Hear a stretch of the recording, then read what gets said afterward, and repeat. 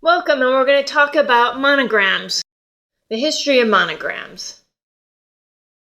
So typically, you use letter forms to design your monograms. Graphic designers study letters, and this is called typography. Letters come in many styles and shapes. Each style and shape functions to communicate an idea. Right here, I have provided a website called Fonts in Use.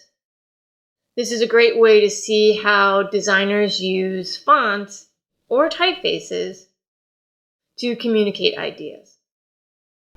As you can see, Fonts in Use is a great way to really see the different characteristics and the use of that typeface.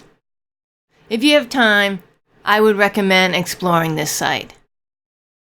If you look on the page, you'll see that the letter A is used.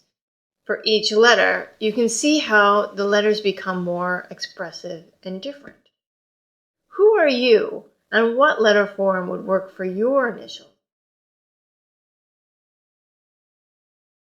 Historically, a monogram was used as a royal signature. Roman and Greek used them on coins to identify their rules. Then in the Middle Ages, artisans began to use them to sign their work. Victorian period, high-class persons adapted the monogram for personal use as a symbol of their place in society. Here are some ornate imagery of monograms, how they use different letters and combine them in a unique way. In the Victorian era, rules for monograms were quite simple and few. Rules.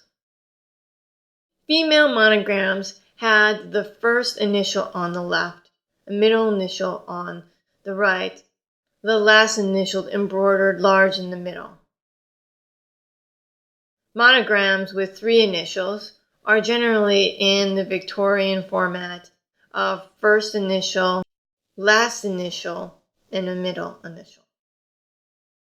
Married monograms usually consist of the bride's first initial on the left, the groom's first initial on the right, and in the middle, last name initials large in the center. A married woman would use her first initial on the left, her maiden initial on the right, a new last initial larger in the center. Mary Fano Lee. Feel free to break the rules. This is just what they used back in the day, but you can change it any way you want to fit your personality. Maybe you only use 1 initial.